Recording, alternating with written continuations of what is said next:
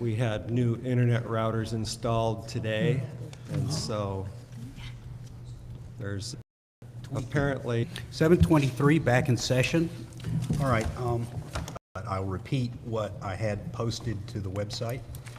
The association recently was informed by our attorney that on March 27th, new law applicable to Washington homeowners associations. According to the attorney's analysis of HOA law, will apply to Sudden Valley as of July 1 this year. Section 326 requires closed budgets. Budgets are approved unless a majority of the votes in the association rejected. Separate voting on dues and assessments is no longer permitted. The board will be working with the association's attorney to determine how best to deal with the required impact. To that effect, I'm going to add now, we've asked our attorney to answer questions posed to him by community members and the board. To that effect, please send me or the board as a whole any questions you might have regarding the new law by the close of business Friday the 4th. May 4th. And then that will give him just under a week to do whatever research and analysis he needs to do. On May the 10th, at the next board meeting, the attorney will be here. We'll have him on at the beginning of the session.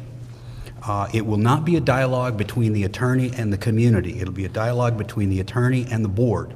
Nonetheless, the intent is everybody send in your questions, and we will attempt to get as many as possible addressed in his presentation to the board. If anything comes up and the board has further questions, obviously the board will address any of those questions to him. And from that, after that, we'll try and disseminate mostly via the views.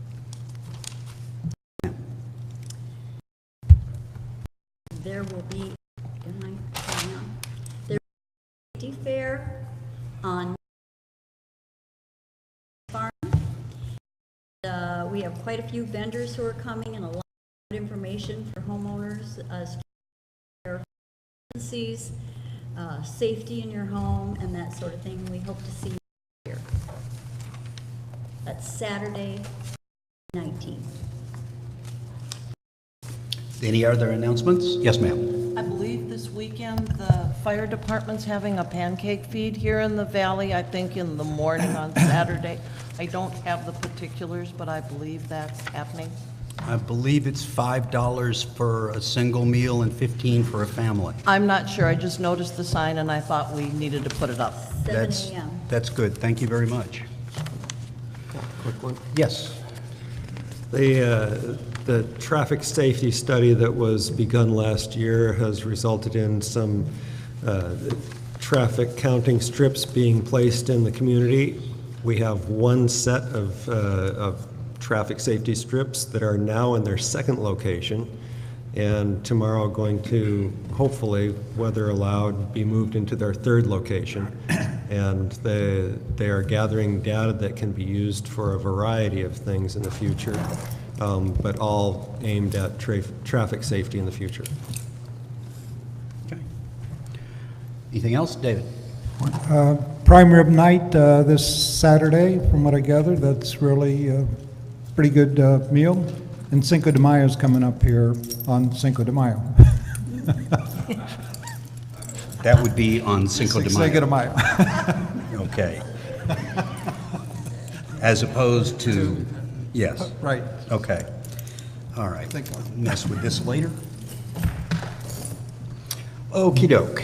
Now, if there are no further announcements, we will go to property owner comments and board comments. The same rigmarole applies as usual. Come up to the podium, your name and your location, either lot and division or street address, perfectly fine, and a 3-minute limit. Okay. Any homeowner comments? Got the timer. Okay. Stan Godek, 20 Little Strawberry Lane. I just want to make a comment and an observation about, as some of you know, I was a bit vocal about the strong signs. There seems to be a change in policy, perhaps. We have very clear imperative language in the sign regulations developed by the ACC in 2010. It was amended in 2011 in a board meeting. And before we get into it, let's just understand what a political sign is. By definition, in section 15.7, a political sign is any sign supporting or opposing any candidate, proposition, measure, or resolution to be voted on within the Sudden Valley Community Association as follows. Then it goes on to talk about period of display, 45 days prior to and 48 hours after an election. I still see a lot of signs up. And I know this is every election this happens. But my problem is location of political signs. There's extremely imperative language in 15.7.3 that states political signs may be placed only on the owner's private lot. That's an extremely imperative statement. Signs may not be placed on association property, the property of others, or within the road right-of-way. I'll take it up with the ACC on which I said about how we might be able to better define that right-of-way. That's come up in the past, so that some people are putting them right out the road, some people are putting them 5 feet back. I'd like to be able to see and propose and discuss a 5 foot. But the strong signs that were put at the gates were clearly on Sudden Valley property, and I understand that was an agreement made between potentially, and this is just my take on it, between Mr. Trower and Mitch Waterman. And I don't know who else was involved in those decisions, but I would like to, because I hear people want to maybe rent the sign holders out for Trump 2020, and I don't think your sign holders would fare well in such a situation, because we shouldn't be leasing those signs out, those sign holders for political, because of the imperative language we have in the regulation. And other than that, I have that comment, and then I have the Sudden Valley, the pancake feed is in fact from 7 to 12, staffed by Firewise. We're going to talk about the chipping event that we've agreed to, and this is something for the board to consider. I'll talk to Mitch about it offline, separate from this meeting, but I've had questions. They're coming to me about Firewise things, and I appreciate that, but people are asking, can we put piles down by the gates? So I'll offline with Mitch about that separately. But I think this is a really good thing you guys have done to partner with Firewise to include the whole community, and let's get all the woody fuels up. Thanks. Okay, very good. Thank you. I'll do a board response just to clarify the situation with regard to the ACC guidelines. Yes, the ACC guidelines were written and approved in a prior year, a couple of years back, I believe in 17. We were informed that that guideline does not comply with state law. The definition is, well, without going into all the details, it needs to be completely rewritten. We haven't had a chance to get around to it. So what the new guideline will be is very different from what it is now. That's number one, just so that we don't continue violating state law on that subject, especially with regard to political signs, state, national, so forth. The other thing is ACC guidelines only apply to private property. With regard to the gate signs, they're for rent and have been for some time. It is an interesting suggestion that we not rent them for political uses, and that's something that document review should probably take a look at. But right now, they're available for rent. So they were rented out. And that's basically all there was to it. Add something briefly to that. Please. The gate signs are actually something that is mentioned in the communication policy from 2009. Yes, I made sure you did. And as with the views, you can make a political ad that is submitted to the views for publication, and those gate signs are an extension of that, just like our website. You can advertise on it. Costs money. Any of those ways cost money. You submit it, it gets approved, and you pay your money, and it gets printed. And so that has zero to do with ACC policy, because ACC policy only applies to your platted lots, not to community property. Okay, thank you. Yes, ma'am. Elizabeth Huthert, 8 Westbrook Court. I want to let everybody know that there will be a plant sale here on Saturday. The sponsor, all the profits from the plant sale, as well as all the profits from whatever we can scrape up, is used to keep up the garden by the library. So if you would like to see that garden get prettier, come spend money. Thank you. When you say garden by the library, Elizabeth, that's the garden right in front of the library, correct? Okay, not the planted public community garden. Okay. Okay, thank you. Norman Freund, 5317. This will be the last time I'll be addressing the board as a Sudden Valley property owner. After 15 years, my wife having passed away, I've decided not to continue commuting from England for long periods, but to visit occasionally to see the good friends that we've made here and to enjoy this lovely area. During our time here, we've been saddened by the deterioration of our community's infrastructure because a portion did not feel it in their interests to maintain the high standards of Sudden Valley. We've seen management boards come and go. Most have been of dedicated people committed to spending huge time in the service of their fellow residents. Some boards and their members have been vilified unfairly by people who were not prepared to contribute positively to running this community. I personally would like to thank the hard-working boards and general managers who have made living here such a pleasure. Although we only spent just 4 months a year here, I felt that as a community member, I should contribute my time and experience to help make Sudden Valley a place to be proud of. I'd like to urge everybody who lives here to think carefully about how they can. I'm very glad that the legislature and the governor have now passed legislation which will make it easier to manage this community. Quite a few of us to try and make this some years ago, and of course it got thrown out by the state courts. Hopefully what we did then contributed toward getting the legislature to do what it's done. I'm sure that future boards as responsible as the one completing its term this year will use these new powers in a responsible fashion. That way, this divided community might come together in the interests of a Sudden Valley in which today's and tomorrow's residents can be hugely proud. I'll be back, so this is not farewell, it's au revoir.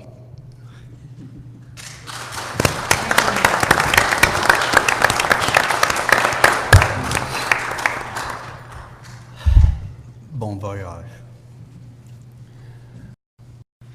Okay, are there any other homeowner comments? Any board comments? Oh, sorry. I just have a couple of Name questions. and- Oh, I'm sorry. My name is Mary McIntosh, 3 Whistling Swan Place. Okay. I have a couple of questions about the new law. It was signed into law a month before our recent election, and I'm just curious as to why it wasn't discussed with, why it wasn't brought up at previous board meetings, why we weren't made aware of it, you know, that sort of thing. I think that it would have maybe made a difference in the way that the vote came out.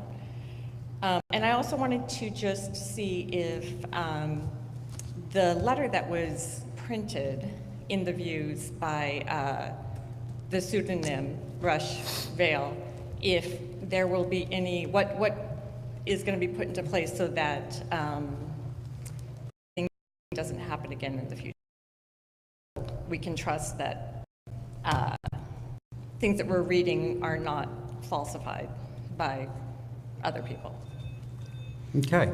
I'll answer the second one first because it's kind of simple.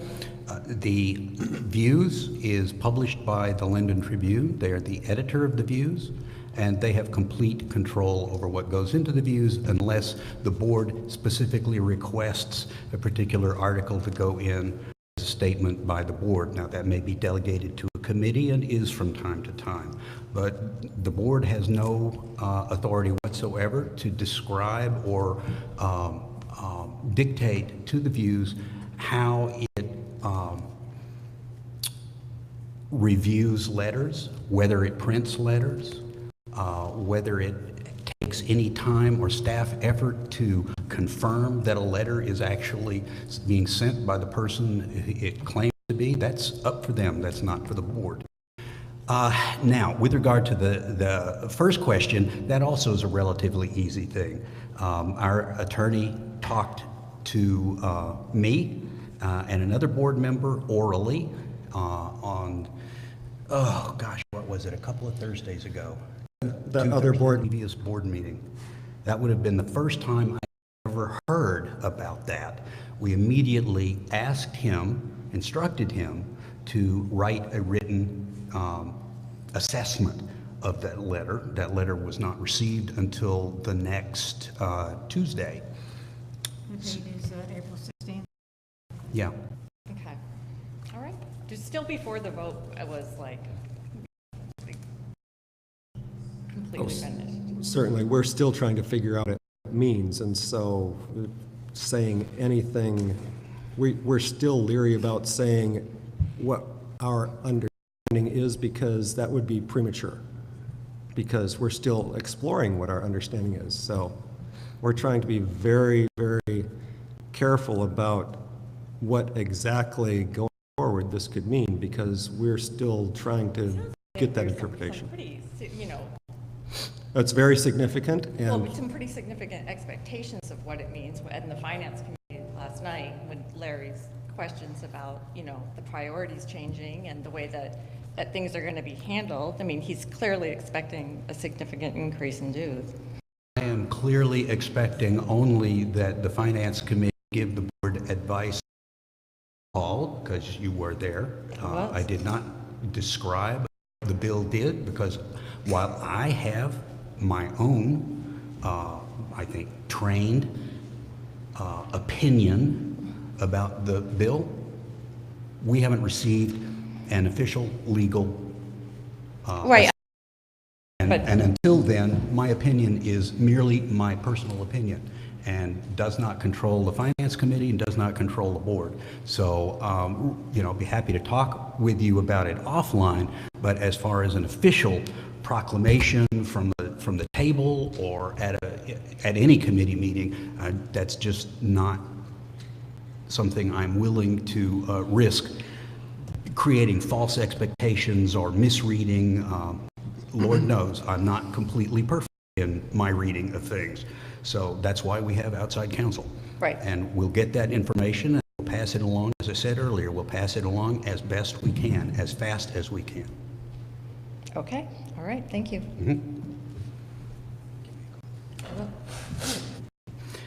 Okay, are there any other homeowner comments or board comments? Okay, then let's move on to the consent agenda. We do have, Oh, there, post SGM excuse me, I'm actions. looking at the wrong draft here. There we go. Post SGM actions and outcomes.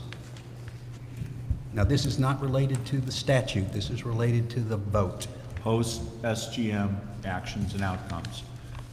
Our staff met with the three leaders of the Sudden Valley Strong Group today.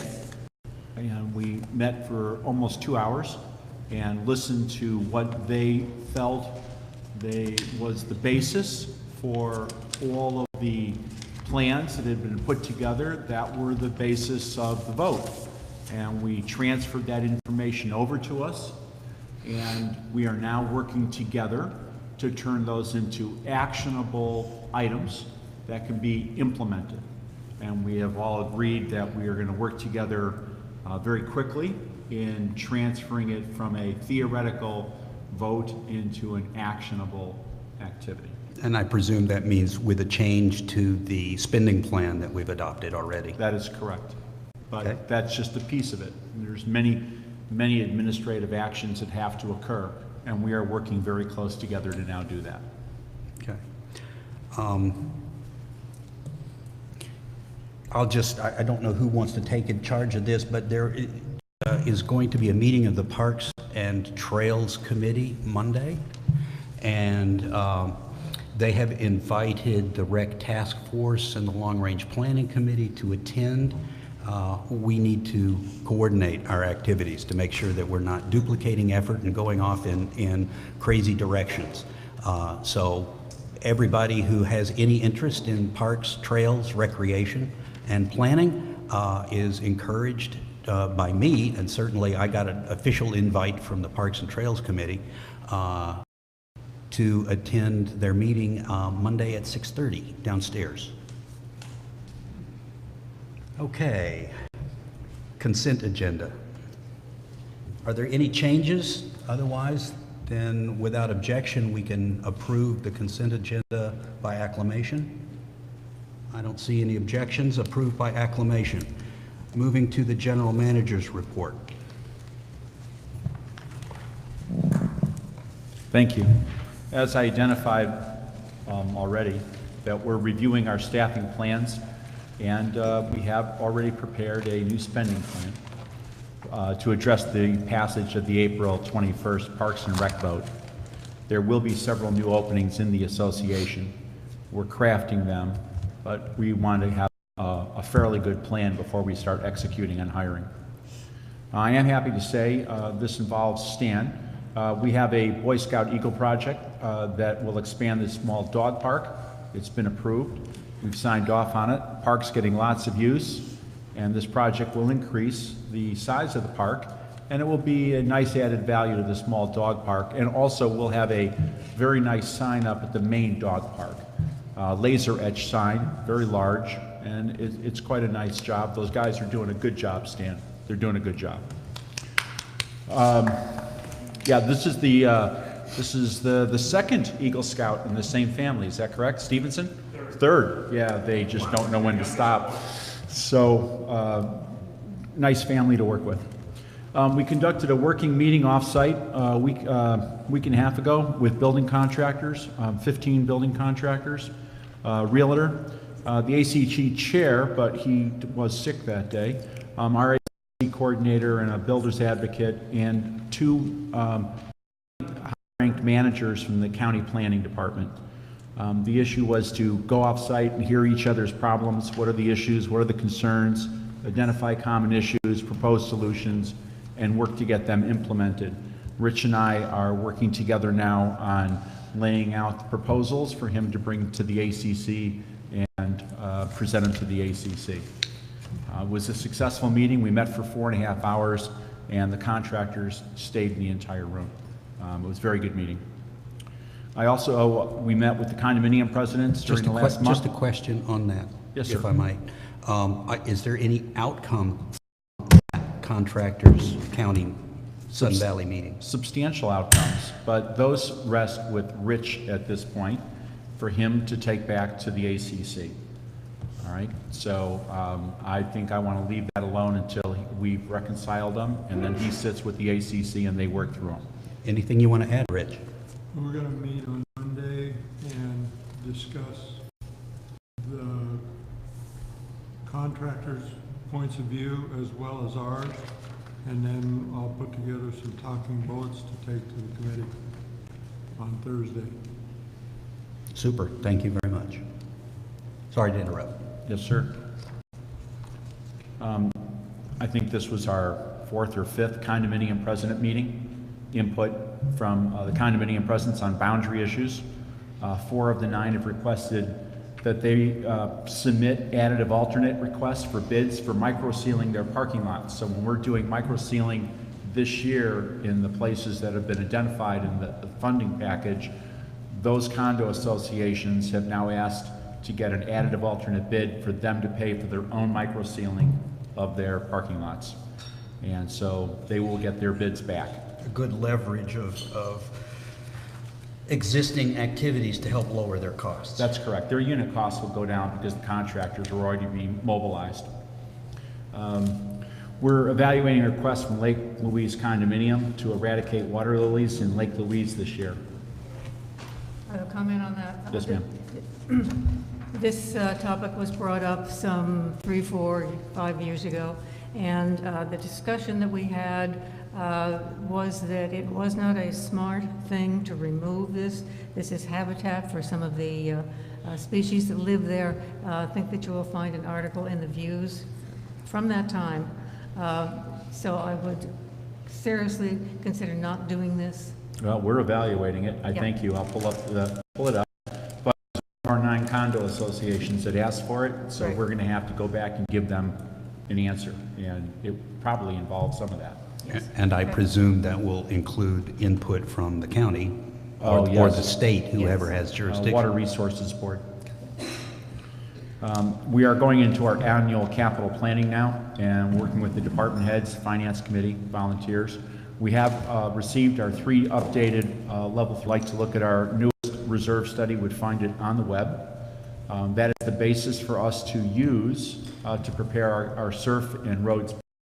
So there are 3. The smallest one, of course, is the mailbox plan, and then we have roads, and then we have surf. Just out of curiosity, why are the mailboxes separate from the rest? Because they were funded separately, and they have their own capital account. And so if you were a special assessment, we track these things differently. Just like this special assessment this year for parks, or the special assessment a few years ago for vegetation control. They must be tracked separately. They're in their own cost center. Thank you. Yes, sir. The auditors did finish their report. I'll go into the report later, but at the bottom line, the report found no deficiencies of significance or minor details, except that we are not funding our reserves sufficiently. That's their only comment. All other issues identified in the past have been resolved. It was the cleanest audit I think Sudden Valley has ever received. I want to the fact that it was the cleanest audit we've ever received. It's the culmination of several years of improved, and the Finance Committee and all of their volunteers for making this happen finally. It's just stunning. Well, you mentioned Jennifer, so I'll just mention Jennifer too. For those of you who know, Jennifer Speidel is out on maternity leave, and Jennifer wanted to name her new child, which she knew was going to be a boy, James. And Jennifer, if you're watching this, I'm sorry if I'm going to say it, but you'll blush. Jennifer delivered their bouncy new baby boy in the front seat of their new minivan on James Street. And mom and dad and babies are doing quite fine. So with that, the CTK, if you've noticed this room, we are now deducting from their rent for the cost of all the materials that they've already done, and we are now negotiating with CTK on a carpeting replacement for the rest of the room. We started doing our budgeting process for 2019. I mentioned earlier, budgeting is also going to be a function of what is this new rule and what is the outcome of the lawyer's analysis of requirements and actions for it. Currently, we have 36 payment plans compared to 42, and all of the payment plans are being honored to the letter. A couple other comments from HR and administration. The fitness center is successfully operating, very limited capacity. And the ACC volunteer project, and I think Bruce Sterling is in the audience. Bruce Sterling, where's Bruce? There's Bruce. Bruce together a bunch of volunteers and created 3,000 new property files. And so with volunteers helping us out, they built a file for the ACC for every property in the association. It was a Herculean effort. Bruce led it with volunteers. Thank you very much. Our safety committee completed its first physical site inspection with the assistance, free mind you, of a senior risk consultant from Hub Insurance. They identified a lot of points of correction that were identified. Overall, the team was told Sudden Valley's in pretty good shape, safety-wise. We did finish our CPR first aid AED training for all the staff, so that was a requirement, and that's all done. We are working on new descriptions for parks employees and a rec force manager. Another question? Yes, sir. Moving up just a little bit to the marina renewals, it states it is down sharply. And are we hearing from the people who have not renewed, what's their problem? So they do have a period of time to renew. Okay, And, maybe timing. They're in the Yeah. time limit. I suspect that there's not a wet slip that won't be rented out very shortly. In fact, there's been some, not push and shove, but, no, that's my slip. Well, no, that's my slip. Well, they're filling up. And so we suspect that this year will actually be at higher capacity than last year, Okay. On the wet slip. on wet and dry. Yes, we believe that there's more usage going on now. So this is just a timing issue then? That's correct. Okay. On golf department, golf revenue through April 22nd of this year is 13% more than the same time we earned this time last year in 17. There's some weather involved in that. Well, we did say last year that the weather gods were not too kind to us and it was quite wet, and we didn't suffer that, and so 13%. Annual Green Fee Rev membership drive. Brian had a target of 40 new memberships. He's at 45 new memberships now. So he's already beat that target and he continues to go. I think that he is expecting a pretty darn good year in the golf business. On the maintenance side, 2018 vegetation control, the positions have been filled. We are now at full capacity for staffing for starting vegetation control this year. I believe that we're not going to have much of an issue. Flagger control training has already been completed, as has boom truck and aerial lift. A lot of training involved for OSHA standards. Spring Firewise, we are working with the Firewise group. Stan mentioned it earlier. Stan, it's going to be the 5th. You're going to be out there on Cinco de Mayo weekend, and then our staff will be working an off shift that week, and they will be going through the community chipping branches that have been stacked at people's homes. And it's going to be for the entire community. It's not limited to Upper Gates. It's the entire community. We're working together on this. We both wrote an article together. We have high expectations. It'll be a very successful Firewise season. Just a quick question on that. An issue came up last year regarding piles that people created but did not mark the way they were instructed. Is marking necessary this year? I don't think I've gotten to that. Stan, go ahead. Please, I invite you. Come up to the mic so the Yep, so we can pick it up. audio can pick you up. Okay, regarding Firewise this year, you're right, we're going all gates. Last year we had DNR grants that we won. This year they weren't available, so we opened it up to everybody, and that's what we really wanted to do anyway. But they don't have to be marked, but you do. I've got a lot of questions from people right now, like, well, how do you do this? I didn't hear about it, and it really surprises me because it happens every year. We put it out in a Views article. We put an email blast out. I see it on the Sudden Valley website, so it's all there. But we got to talk word of mouth, get with neighbors. So there is a 10 foot by 10 foot by 5 foot tall limit. The branches can be no bigger than 7-inch diameter, and that's in the newspaper article. You have to register with admin, and that's key. If you want your pile picked up, you have to go down to admin and register in the Sudden Valley website and in the Views article. It has an email address you can also register with.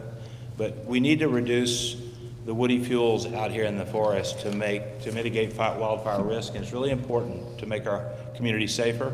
A Firewise USA community can get enhanced insurance rates on homes, and so it behooves us to become a Firewise USA community. Absolutely. And I just want you to reiterate again, please, that in order for a pile to be picked up, it doesn't need to be marked, but it has to be registered. it has to be registered. It must be registered, and it has to comply with no bigger than 10 by 10 by 5. I don't think anybody's going to get out with a tape measure and say, well, it's 5 foot 2 inches, we're not picking this one up. That's not going to happen. Well, except at your house, maybe. Yeah, but- well, you know what? Surprisingly, a pile was already picked up. I didn't even plan on it, but, so, we had already started, but, we're working together. During the Parks and Trails meeting that I was invited to attend, and thank you for hiring Mr. Lester, or getting with Mr. Lester to become. Do you know who he is? Yeah, so the forester who's gonna be working with us to have some bigger plan with Parks and Trails and how it integrates with Firewise. So that's really valuable, but what I wanted to reiterate, because Mike D'Angelo asked me in that meeting, is it true that we're going to have one Firewise community? I want to go back to the article I wrote last year when I interviewed interviewed Chief Ralston. I interviewed the fire marshal for Bend, Oregon. He said a community this large, it's not a good idea whatsoever to make one Firewise community. Number one, it limits your grant monies. You can get one grant for one Firewise community. San Juan Islands have 47 Firewise communities. They're talking about as little as 100 homes in a Firewise community.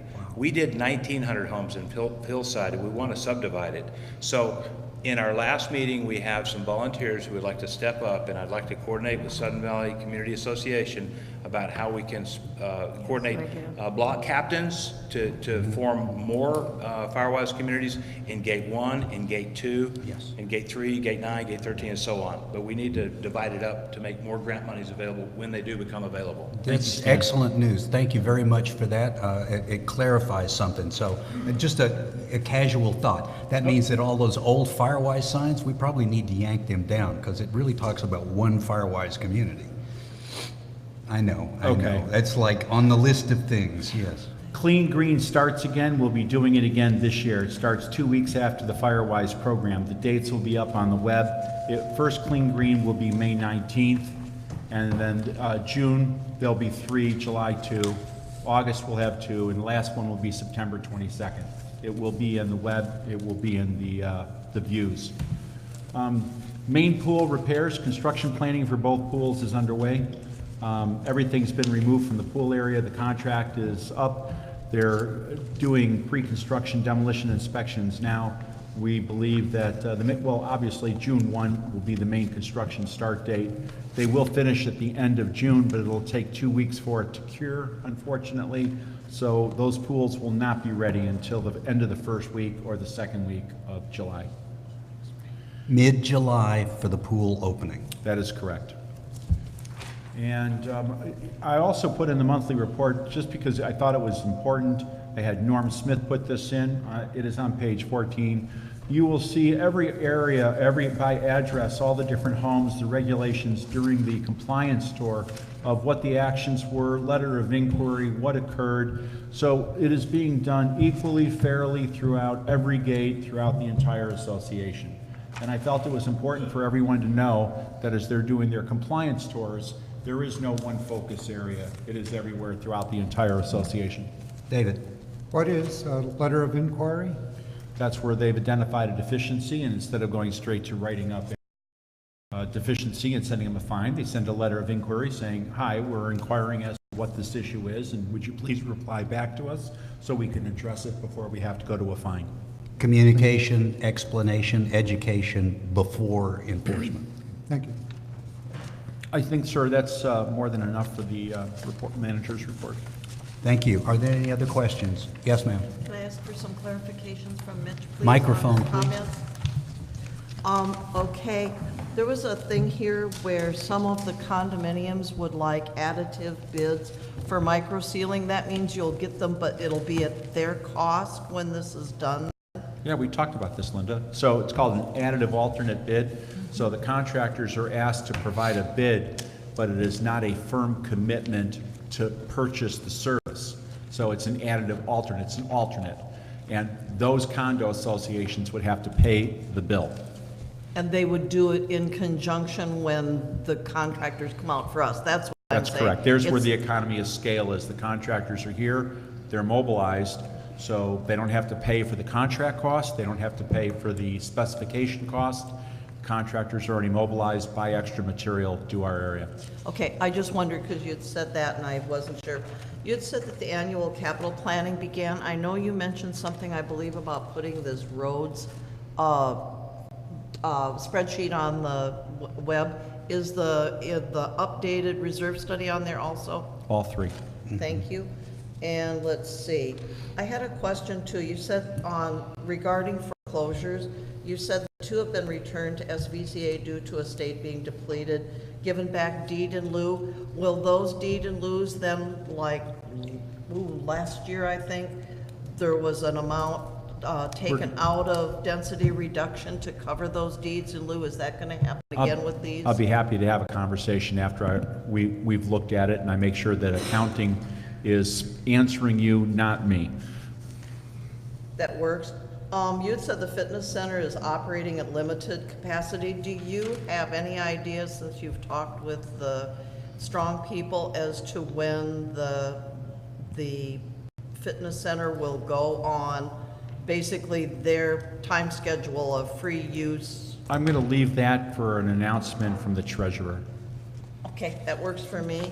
And just a minute, I'm almost there. I will say the phone's been ringing off the hook with people asking when they can start using the gym. That's why I was asking the question, because you were still saying limited use. So anyway, with vegetation control, the culverts and swales, I know we have an annual budget for that. Last year, we rolled some money over. Is there going to be a rollover for 2018 from 2017, or was all that money spent? Well, Linda, we covered this last night No. in finance. You were No. there. Yes, we did. Yes, we did. Yeah, we did. We covered this specifically. So this year it'll be $150,000. We Again. rolled over the money from 17 that was unspent. It stayed in that account in the register. It couldn't be spent last year because people walked off the job. They didn't want to work for the wages that were being offered. So the money stayed, and we will be rolling it forward this year. That's why it's $150,000. That's what I didn't understand. There was a lot covered last night. Yes, ma'am. And the other question, somebody asked me, and I think I know what it means, but on the citations, it says entered. Does that mean that they entered the property, or does entered mean something else? I didn't think it mean entered the, I'm just, Did that mean entered the property, or does that mean something Line else? down. I didn't think, but I'm just, you get questions from people. So what does entered mean? If you would Entered clarify onto in a that way, it's computer. for the record. Entered into a computer software. That's what I thought. Thank you. That's all I have. Any other questions? David?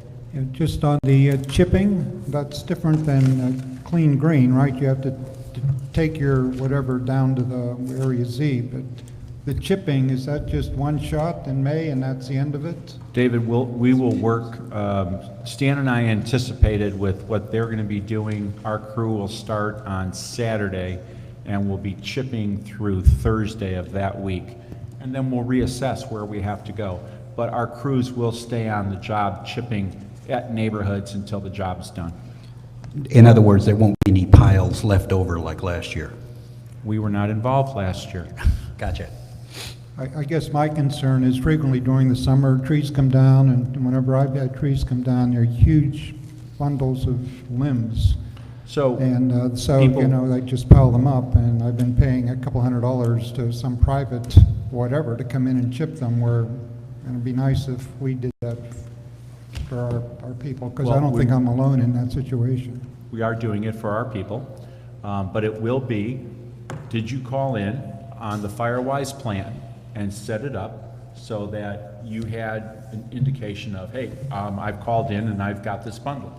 I think that the question comes from the perspective of during summer storms and the things that will normally occur outside the scope of Clean Green, outside the scope of Firewise. What is the normal practice with regard to somebody's tree that comes down and they want a whole bunch of stuff cleared up? So we take what's on the road and bring it down, and we open up the Area Z to members, and they're free to bring it to us. And we accept it throughout the week. We have not in the past gone out with the chipper looking to chip up wood that had fallen down from a storm. And so I guess the question is, do we have the budget to do that? Not currently.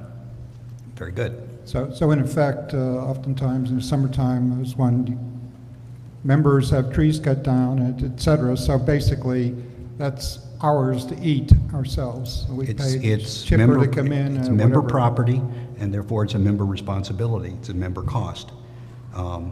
You know, to the extent that Sudden Valley has additional budget at some point in some distant, far distant future, to have the staff and equipment to go out there and do it at a cheaper rate, perhaps we could either do it at a reduced cost or do it for free. But right now, you just heard, we do not have the budget to do that. Thank you. Ms. Dales? My question's easy. The fuel tax refund, the amount between April 2017 and December 2017, do you remember what that amount was? I don't know the amount, but we are getting the fuel tax back. Right, but you don't know. I'm sorry, I don't know that amount off the top. If I may. Yeah, you had something to do with that, so. The fuel tax refund, this was covered in our last, over our last two board meetings, I believe, where we realized that we were paying road tax. I know that. Okay. She was just looking Okay, for the the dollar amount. amount. It's in the thousands. 1,000. No, I don't remember the precise amount, but we did talk about the amounts in our last board meeting. So I will record the question, Yep. and I will get you the answer and send it to the entire board tomorrow. Thank you. Any other questions for the GM? Okay, thank you, sir. Yes, sir. All right, now let's go to Treasurer's Report, and I believe you have a proposal regarding the gym. Before the proposal, I just wanted to mention, as a follow-up to the general manager's report, he mentioned the new spending plan. Obviously, when we have an SGM that passes, that changes how we're going to spend money in the year, and we have to include that in a plan. It has been created. I think we want to review it, make sure it gets sent to the Finance Committee, and it will come to the board for final approval so that you'll know what it is. But it's just going to add in whatever the funds are that we're going to receive this year. And just know also, as we've said many times before, but I just want to make sure you understand that all the money coming in from that particular assessment will go into a particular account, and it will be tracked just as we have ditches and swales and other such things where we have collected assessments for a specific thing. So we'll have more information about that at a future board meeting. All right, now I'd like to make a motion concerning the gym, and then I'd like to make a comment. So my motion would be that the board approve the gym to not be closed, and for the month of May, that it will be free to all members of SVCA. Second. Moved and seconded to keep the gym open this coming month and to not charge for use. And my reasoning for this is that we had a board meeting in which we approved closing at the end of April. Obviously, it makes no sense to close it in April and open it again in July. But it's... Or June. Or June, yeah, or whenever. But the point is that as we start to assess the situation and as we start to collect dues on this, we'll have a better idea of what the gym procedures will be. We don't even know what we're going to charge people who are not SVCA members. We have no idea about a lot of things right now. I mean, we just didn't plan for it because we didn't know if it would pass. Now that it's passed, a lot of plans have to go in place, and as Mitch had commented earlier, he was talking to those who had been involved in it to try to come up with some specific strategies for how we're going to move forward on the gym, parks and trails, and all the other things. But in the meantime, it would seem to me that this is a great opportunity for us to invite the membership to come and use the gym and to get a sense of what it is like, and not have to pay for it. We aren't prepared to collect dues or money for it yet. We're not collecting dues until the 1st of July, or June. Yeah, 1st of June. So, 1st of June.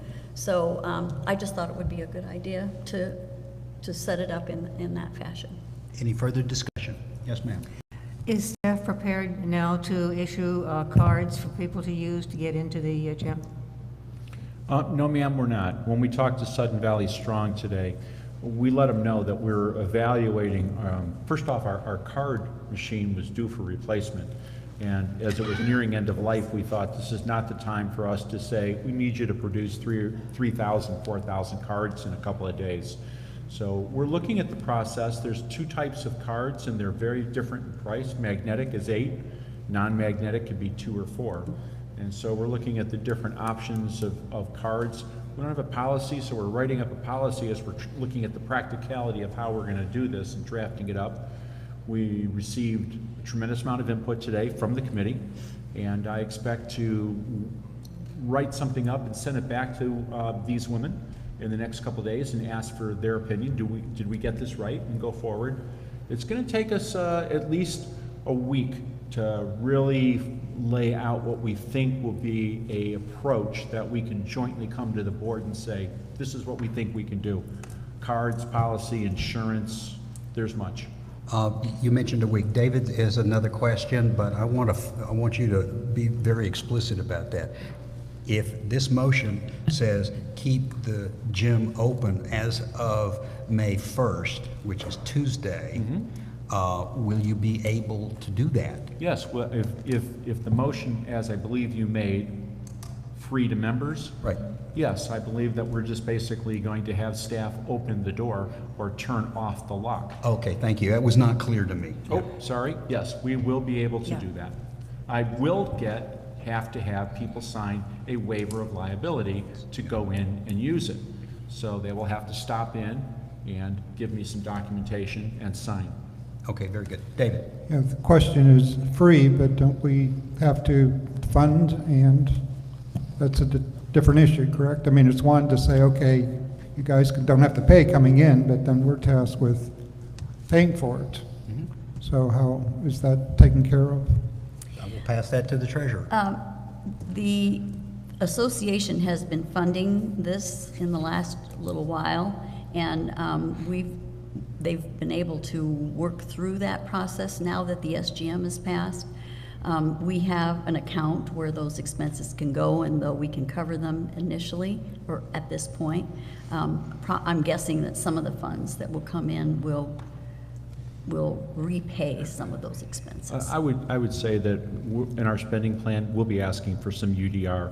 I can't charge an account in the future for a cost in the past. That's true. Okay, you're right. So I will be You're asking right. for a UDR to But it's repay not that going to bill. be a huge amount, because we've only seen, I think It's a very low amount. It's a very low amount compared to the amount of usage that's being. But that'll come to the board and we then decide. Yes, we'll approve it, absolutely. Yeah. Right, and Thank the you. amount, I believe, was reported on maybe 2 or 3 board meetings ago. Lisa was here and mentioned that it was a whole lot smaller per month than we had been afraid of. The startup costs were pretty high still, but the monthly cost turned out to be relatively cheap. So I don't have anything more than to refer you to a prior board meeting and the discussion there. Thank you. Yeah.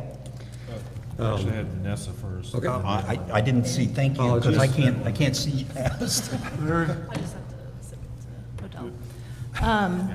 So the motion is free to members, and Mitch, you had mentioned that you're going to have everyone sign waiver forms. So the concern I have is that when we had all these meetings about the pool and the gym, there was concern on that we had limited staff to track people coming and going out of the gym. So I'm just wondering how has that changed? There'll be somebody there now to track. We already have someone there. We've made an agreement. We've been working with Ken's Cozy Kitchen. Ken, you in the back? You agreeing with that? Yes. We've been working with Ken's Cozy Kitchen on a very small amount of money fixed that he's been checking on the gym during the day and been checking on members. We'll be working with Ken in the same exact way during the month of May. Thank you. Yes, sir. Who else? Hours of operation for May then are going to continue as they are? They're going to be longer? Same as today. It's going to be the hours that we've maintained on the limp-through program. As Director Dales pointed out, we didn't suddenly come up with new staff. We're not funded for it, so we'll continue to provide what we have right now on the threadbare budget that we are operating on. And the hours of operation, okay.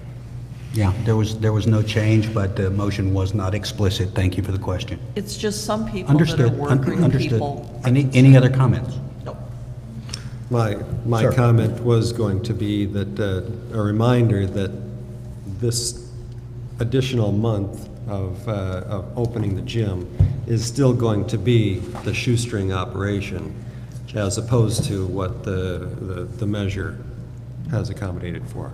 And so don't have the expectation that all of a sudden things are going to be different than they were last month. That happens this summer. Thank you. Any other questions? Yeah, Vanessa. again. Yes, Vanessa. Just one more.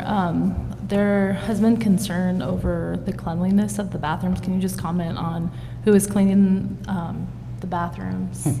And how often, I guess, just to clear that up for members? You've shared with me a comment that I haven't heard. It's been a concern from the beginning on the cleanliness issue. If you are receiving concerns from people who have complaints about the cleanliness of the bathroom, I'd appreciate it if you'd refer them to the office, so we understand time and when.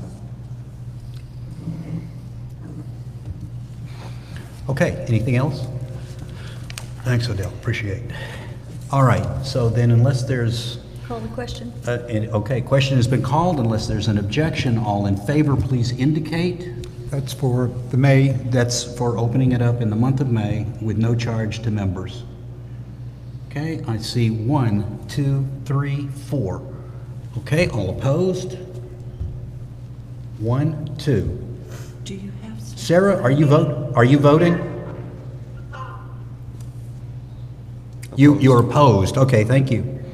Okay, all right, let's see, that was 1, 2, 3, 4, 4, and 3 against. That does pass.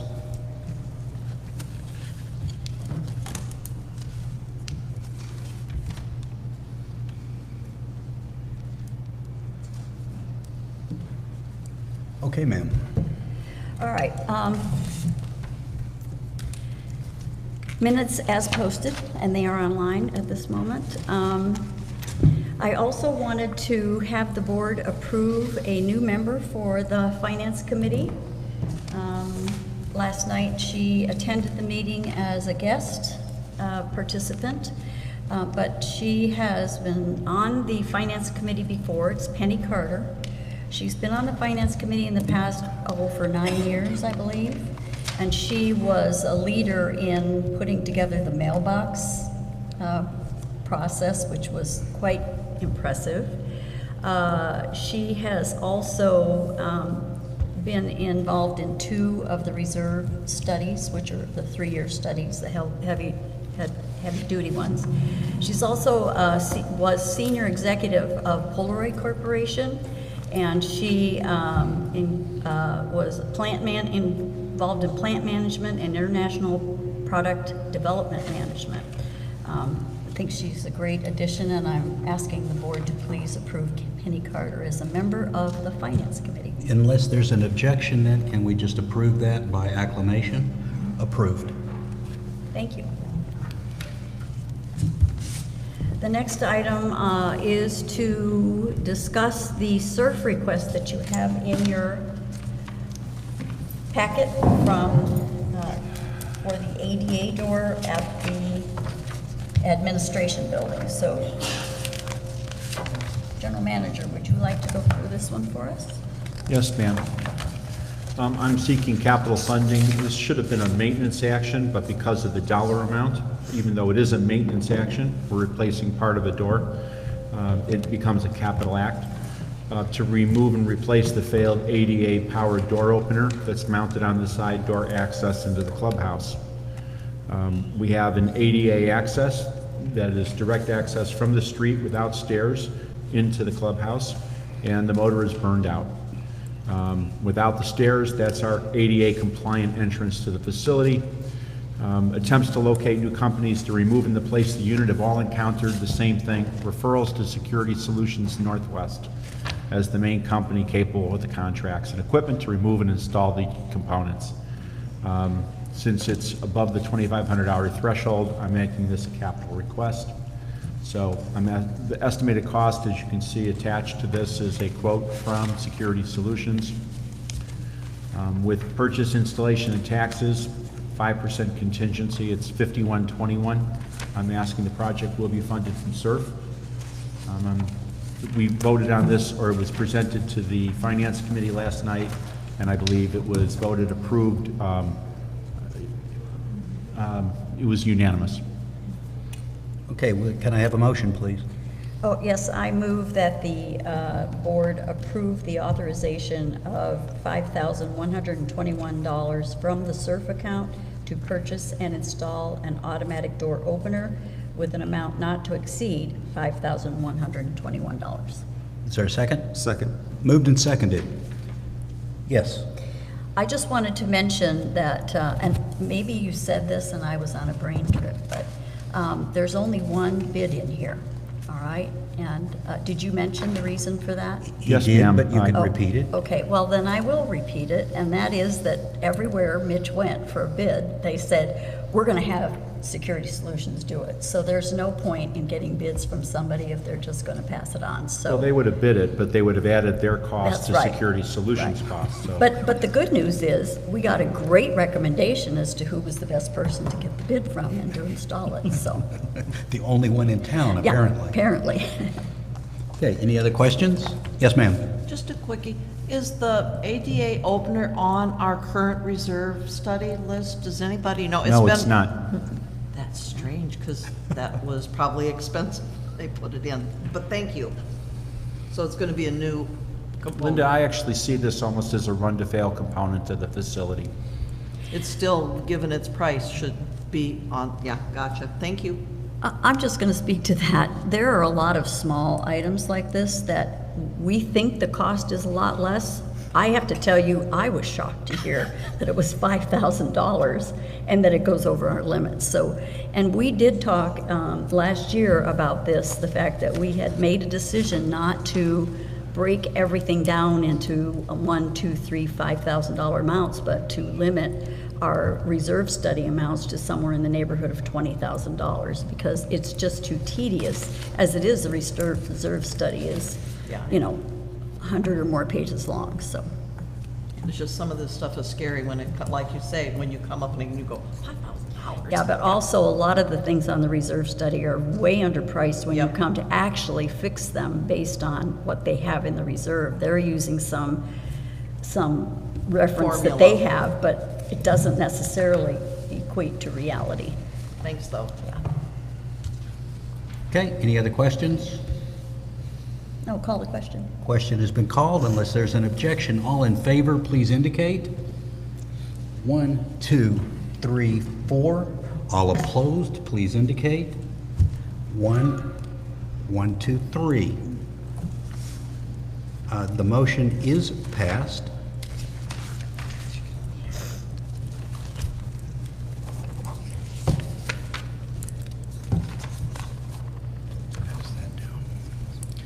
Okay, yes, ma'am. All right, next on our list is the audit update. The 2017 audit has been completed. The Finance Committee actually had a visit by the auditors several months ago when they had pretty much completed it by then and gave us an overview of what their findings were. And the findings were, the only thing that they are still concerned about is our funding for our reserve study. Everything else they feel has been corrected as far as past issues that might have been brought up in their recommendation letter. And so we're feeling quite comfortable with the audit and very pleased with how it's coming. I will tell you that the plan is for them to come, I believe it is on May 24th, to present to us, if I'm not mistaken, to the board, so the auditors. But the audit is posted online, and of course, the letter is here, if you'll note on page, I wanted to take a look at page number 20, I think it is the, if I recall correctly, is the comment about the maintenance program that we're working on right now, which should help us identify more correctly what specific things need to be repaired in what year, and get a sense of how much it's going to cost us. So, and that is an ongoing project that I'm not sure, Mitch can probably tell us better what his anticipated completion is on that, but hopefully within the next quarter we'll have some ideas. Okay. So that is the audit. Anything you wanted to add to that? I think the bottom of page 20, it says the maintenance, and then it says the same thing that they've said in the past, that they recommend the association review the reserve study and implement the suggested changes. And look at our capital funding suggestions noted in the reserve study, along with the current operational expenses to inflation. It's the same thing that they've said before. That's all. I'll let you speak to the reserve study update. You've been more involved in that than I have, but I do know it is complete for this year. I think that what I said earlier, ma'am, the reserve study is updated. It's online. It's easy to find a couple of small flaws in it. I found some items in it as I've been doing the 2018, 19, and 20 SERP ranking, some items that should have been removed that are still there. But it's a good report. It's comprehensive. It's there. It is being used as the basis for our budget planning right now. We covered this last night in the finance meeting, talking about how the plan is being used, and I'll talk about that a little bit more when we talk about 2018 capital planning. Which you might just as well go move right into that. Mm-hmm. Yeah. Okay.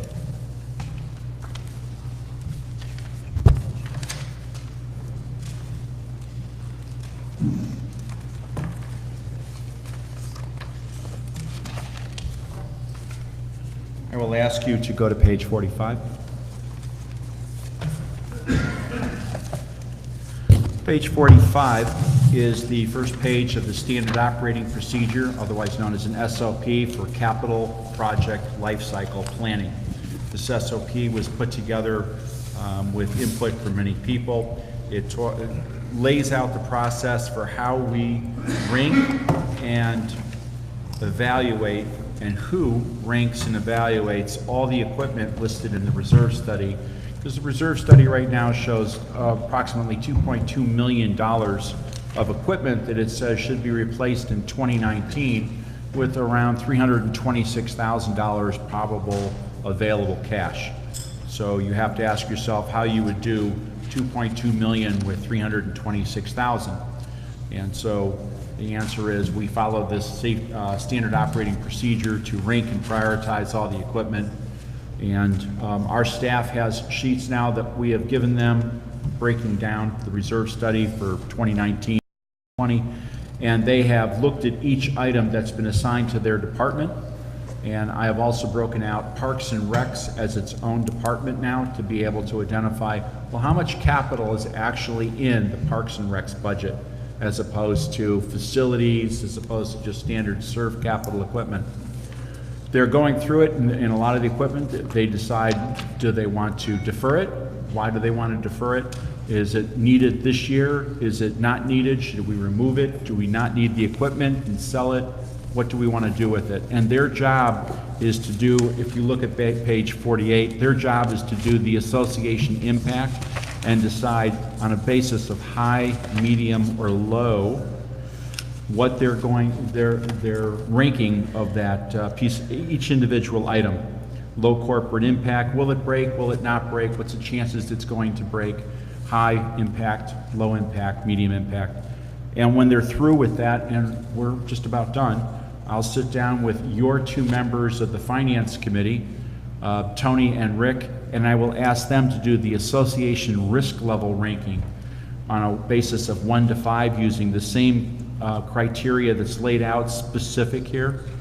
And then it will immediately decide if they put a 1 to it and the association staff said it's high, then it becomes an A. And then at the end of all the ranking, it's really quick to see what are your A's, your B's, your C's, your D's, E's, and F's. And from there, we make decisions on which ones we want to fund. I'll just follow up with that to say that in the reserve study for 2018, we have somewhere in the neighborhood of $2.2 million earmarked to be spent, supposedly. We only have under $400,000 available to us. So we're only going to be able to do a portion of what has been stated should be taken care of this year. But that's pretty typical because we just carry it forward every year, and that's why one year is a lot higher. The year we're in is often much, much higher than succeeding years because we just haven't been able to keep up with it. So we will get done as much as we can, and we'll give a better idea as we move through this process. It has to be done or will be done before our budgeting process, so we can give you an idea of what we anticipate to spend that $400 on this year, and then looking at next year what our capital needs will be as well. Thank you. I'll now ask you to look at the handout that you were given, large spreadsheet, 11 by 17. This was again discussed last night at the finance meeting. What you're looking at is the integrated 2016-2025 road rehabilitation and culvert capital improvement plan. This is an integration of all that is roads and all that are culverts in the association. And this is a base right out of the original 2014 culvert plan that has been updated now to include all roads. So when we talk roads in the past, it was culverts. Now when we talk roads, it's culverts, swales, ditches, and roads, and culverts.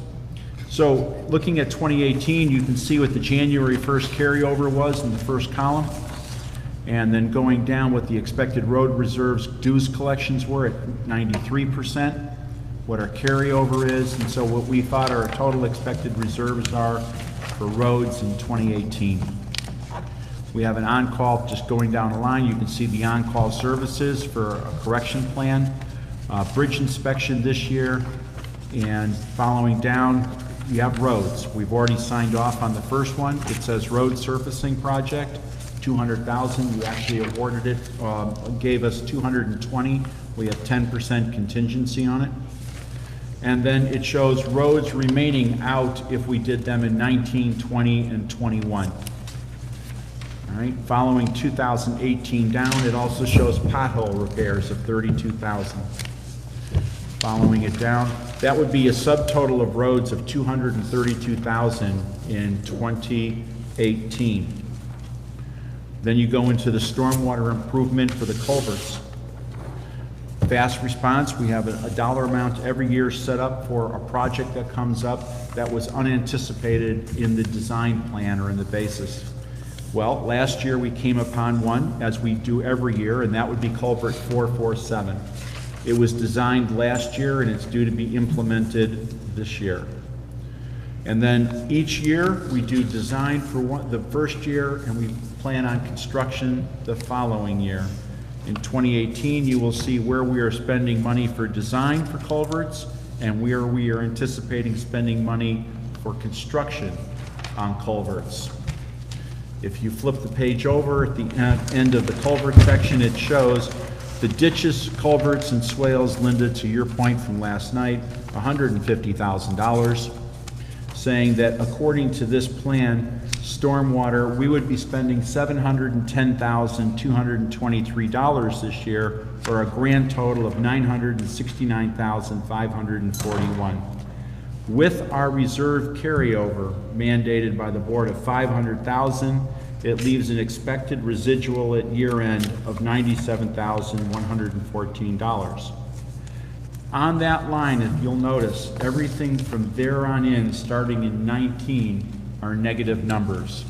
Sudden Valley will be out of roads money. You will not have a sufficient amount of money in 19 forward to implement the plan for roads and culverts. We can do one, or we can do the other, unless we change our funding profile. Eric?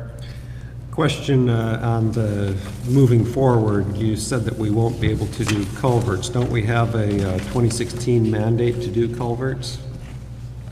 We do, but you have to be able to fund them. So we're trying to also do roads. So this year. Excuse me, you'll I see think that- the question was not so much directed at culverts. I think you were talking about the 2016 SGM regarding ditch and Yes. swale maintenance. Sorry, that is- last line there. That line is showing up here on, at the second page, last item, 150,000. Right. Look at the next line over, it's 108,000. That is your mandate from 2016. Right. All right, that line is in there. Now, so you anticipate a $97,000 carryover and expected road reserves collections of another $606,000. So you would have $1.2 million next year to do roads and culverts. Well, if you try to do all your roads and your culverts, at the end of the year, you have $235,292 in the red. You've eaten into your $500,000 carryover. Understood, and so what that means is that because we have to do the culverts because of the SGM mandate. Yes, you do. That means that there would be even less roads. That is correct. Could be done. Well, you have to make a decision. I would have to get guidance. I would give you my recommendation. I would say you'd have to stop doing roads. All right? So you stop doing roads and you stay on culverts. Okay. Again, let's keep this clear. There are three issues here: roads, culverts, and swales. The funding that you're talking about is swales alone. Let's keep culverts out of it. Culverts and swales are together. I understand. Right? So culverts underneath your roads that move all your rainwater, roads that you drive on, and the vegetation control. Those are the three components. We have a mandate to do vegetation control to maintain keeping debris out of our swales, out of our rainwater wash system.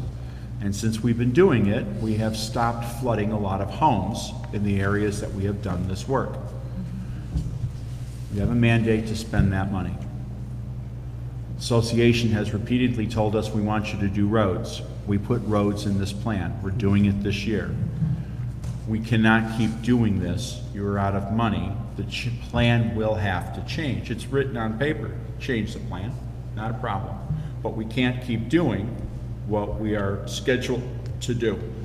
So something has to give. We are mandated to do, we're mandated to do the swales and vegetation control.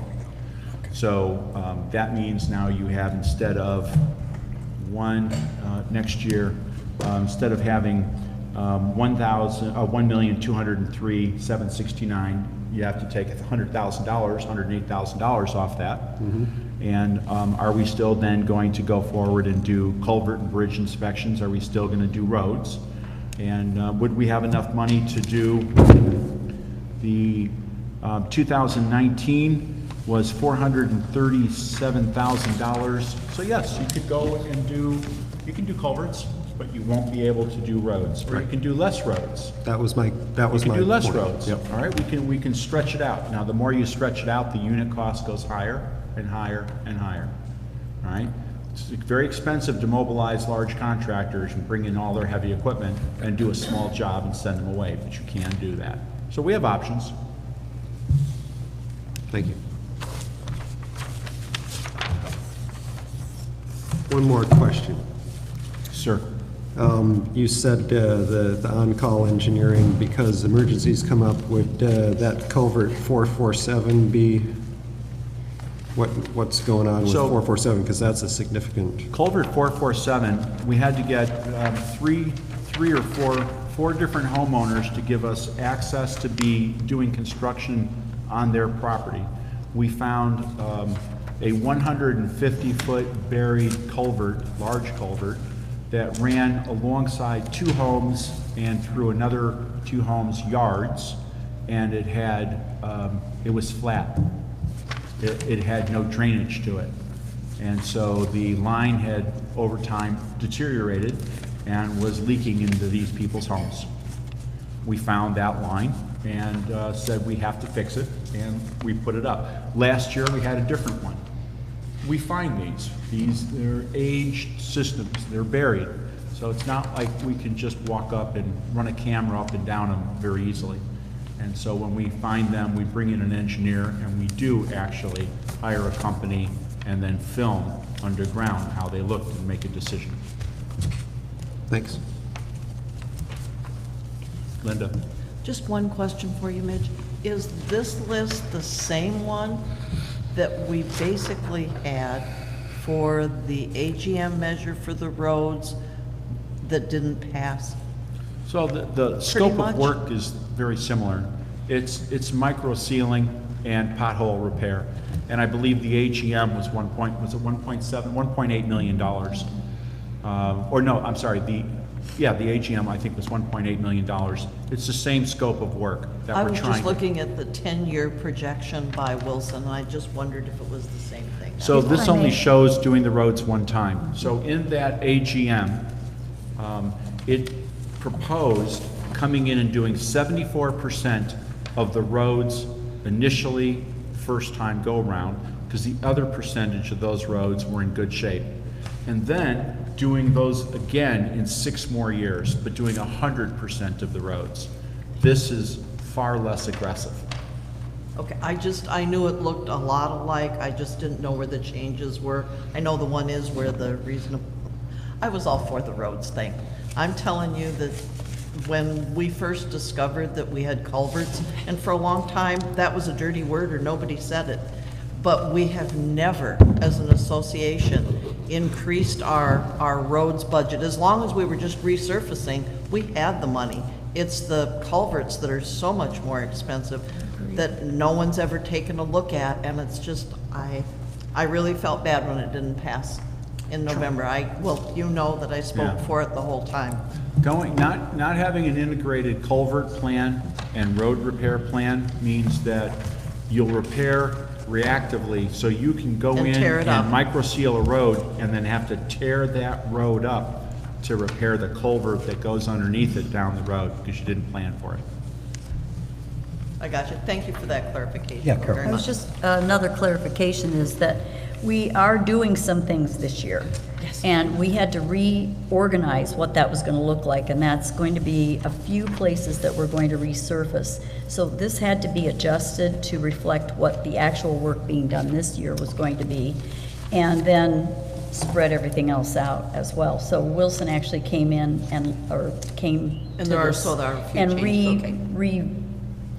reworked it so that it would be accurate for today's work. Cool, thank you. Yeah.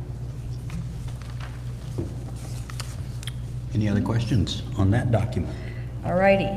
Do you wish to talk to, we don't have a handout, I'm guessing, for the keyways, roads and keyways? Do you want to speak to that? There's 287 keyways throughout the association. At no time in the history of Sudden Valley have the keyways ever been settled in ownership on who really truly owns the keyways. So I'm just going to do this one minute way of looking at it. The keyways and parking bays, 287 of them, and they have access easements of varying types that go across, on, or through people's properties.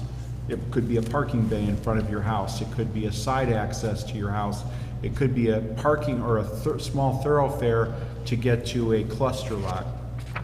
When the maps were put together in the 70s, divisions 23, 24, 25, 27, 28, 29, 30, and 32 had identified that the keyways that houses were adjacent to were equal and undivided ownership of the keyways vested in all the adjoining lots, and they were never completely constructed. So when the original company went bankrupt and then the lawsuits moved on back in the 70s, this issue remained very vague and very open. because they were unconstructed roads which we could not be forced to have to construct. And so they're not, and they're not repaired, and they're in varying stages of decay or use. If we're going to have a serious discussion, I believe, as an association, the association should take on the topic of who owns them, how are we going to maintain them, should we maintain them in perpetuity, put the issue to rest, and move on.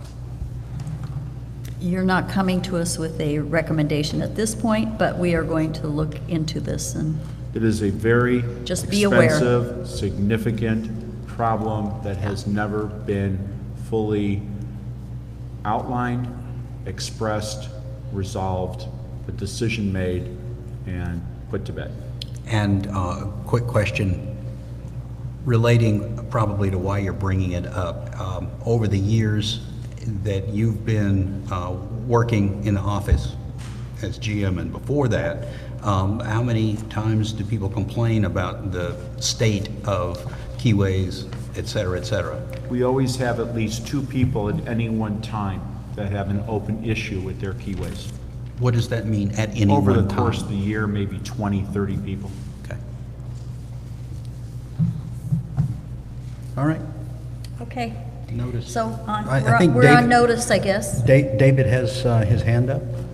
Yep, maybe this is premature and it's not going to come up until you do the study, but I'm in a situation with owning, all the properties around that keyway, so my preference is don't spend a nickel on it, That's good information, thank you. if that's okay. Superb information. Yeah. The less that the association has to deal with, the better. The trouble is that not everybody feels so generously as do you. Right, I mean, it wouldn't be something that would be imposed on me, right? Okay. Yeah. Hopefully. Okay, yes, ma'am. Final is the March financial statements, and I am not going to belabor going through the financial statements. They've been posted. They'll be in the views. There is a handout that corrects one page, and that is, I'm sorry, I didn't look up which page that was. It is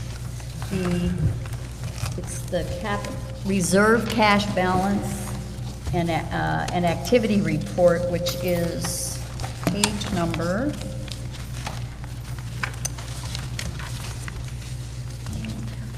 Is that page 51? I'm looking, yes, it would be 51.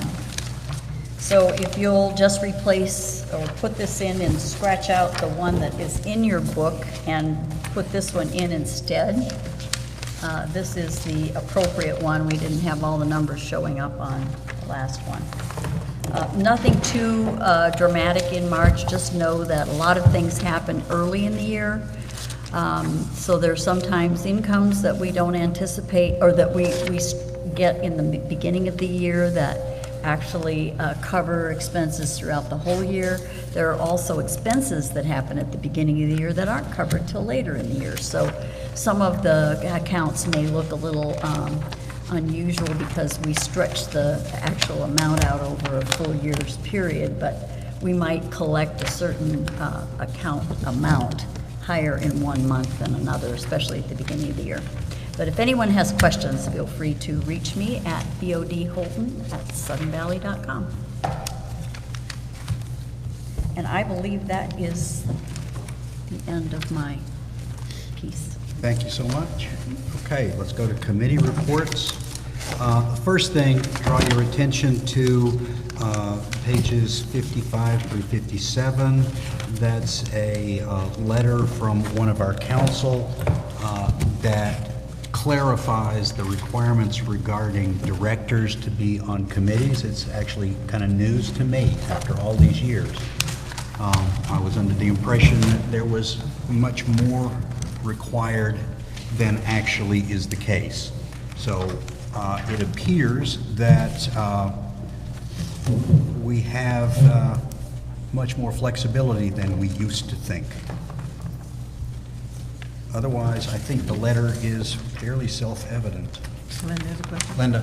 I had a question. When we formed the task force this year, I believe there were references to the fact that Rich had spoken on that we had to be considered an ad hoc committee, that we had to post agendas, that we had to have minutes, that we had to have a charter. And it's like, this reverses all that. And I'm saying, if Rich spoke then, what has changed within those few months? That's just Good question. I concerning. don't know the answer to that. All I know is this is the formal response that we got back from our attorneys.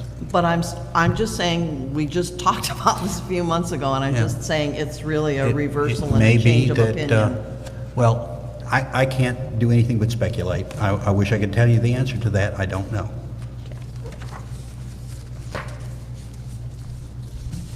Okey doke.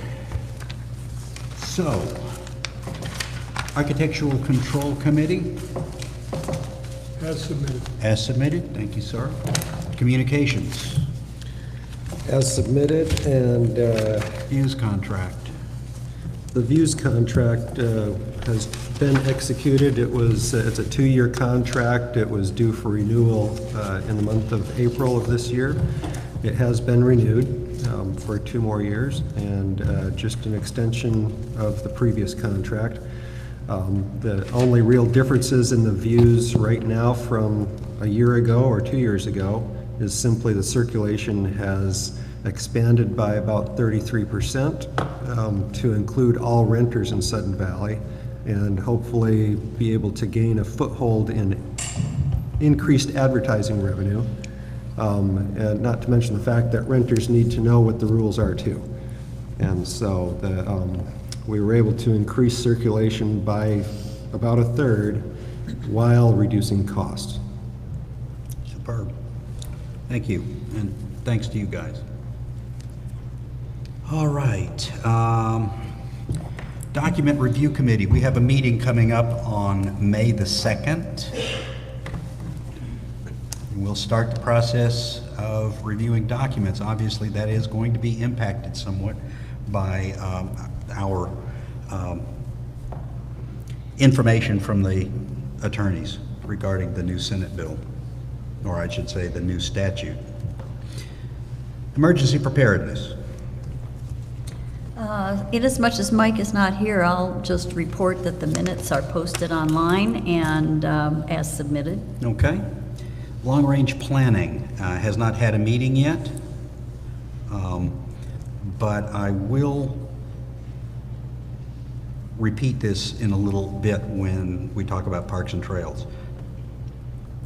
Nominations and elections. Certification's going to happen tomorrow evening. Given the nature of this board meeting, we put it off.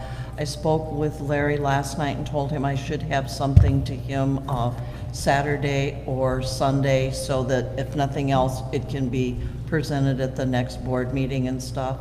I have a resignation. Jolene Anzalone has resigned from the committee, and I have a thing to Brent to put in there, and after the meeting tonight, I'll ask Lisa to post the same thing on the website. Asking for volunteers. Yes. Thank you. All right, parks and trails. Who's going to speak on that? I guess I will. Thank you very much. They are meeting this coming Monday evening at 6:30 in Ken's coffee. Multi-purpose room, Oh, the multipurpose room. Oh, because it's going to be a joint meeting with a lot of oh, people. we got elevated to the multipurpose room. Excellent. And, I'd rather stay by the kitchen, thank you. What was that? I'd rather stay by the kitchen. thank Yeah, you. well, that's true. Couches But there. anyway, yeah. But the Parks and Trails will be inviting the Rec Center Task Force to attend. And we'll, of course, have Mark Lester, who is the lead on the forest management component.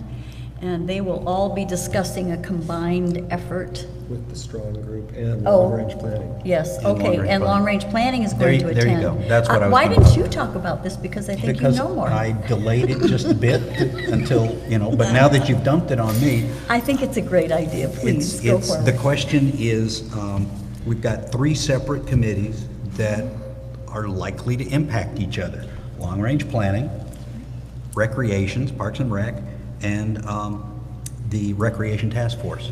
So let's talk together about more intelligently allocating our efforts and utilizing our volunteer resources. And that was, I kindly and pleasantly received an invitation from Carol Trower to have those two groups join the Parks and Trails Monday, and so looking forward to having that discussion move forward, and we'll see what goes on after that. Great. That's all I had. Okay? Wow. So, continuing business. The issue here is really very simple. You got one page, 57, I believe? 58. 58. It's a single page, two things. One, that's the minutes, and That's the the motion. and the action taken was to allow NNE to operate and complete its job for the SGM, and so the executive committee needs to ask the board to ratify that motion, that approval. So I'll just go ahead and ask, unless there's an objection, can we ratify that by acclamation? I see no objections. Ratified by acclamation.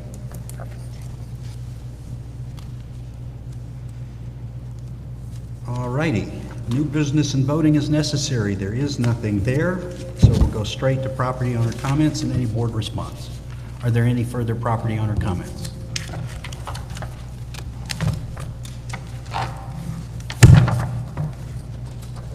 Gate 3, 9 Strawberry Canyon Court. I just wondered when the gym is settled down and we get the thing really going and ticking over, can you get the TV turned on? Because I like to watch TV while I'm doing exercises. We'll definitely It's keep not that. funny, Larry. I'm just saying, there's a lot of things, but we'll add that to the list. Thank you, sir. Thanks for listening anyway. Any other? Yes, ma'am.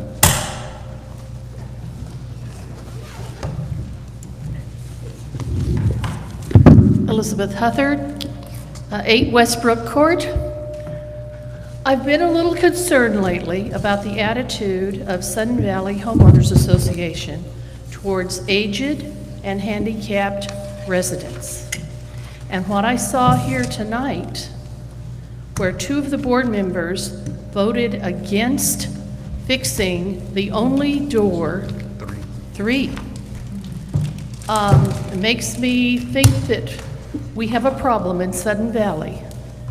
We lost our senior center, or adult center, and there's very little available for anybody who's aged and handicapped in Sudden Valley. And I think it's time we start paying attention to those people, because we're pissed. Okay? Thank you. Yes, ma'am. Thank you. Any other homeowner comments? Any board comments? Yes, sir. Yes, just following up, we really didn't even have a choice on that, did we? I mean, the sense is, we have certain facilities, we can vote, that all of us could vote it down, it's got to go in, right? I mean, that was... If I were to comment on that, David, that would be me giving legal opinion, and I'm not going to do that. Okay. But I think it's it's an interesting point to note that there are ADA requirements. We have an ADA door. I was somewhat surprised by the vote and disappointed, but that's my personal opinion and not worth any more than you paid. Any other board comments? Yes. Just one quick one. When document review starts meeting, now that the SGM's over, I hope we can look at the N&E manual, just because I would like to get as much of that as possible, and I realize that the SB 6175 affects that, but I'd love to have it start being looked at so that It's my intention to get through every issue that we have on our plate to the extent that I can recall and that other members of the committee can recall what those issues are. That's cool. I should have brought it up when I gave my report, but I Not to worry, it is already on the list of things to do. that works, thanks. Thank you. Anything else? Okay, then I will entertain a motion to adjourn. Move to adjourn. Move to adjourn at what, 9:05? 9:05. 9:05. Bad. Not too bad. Thank you.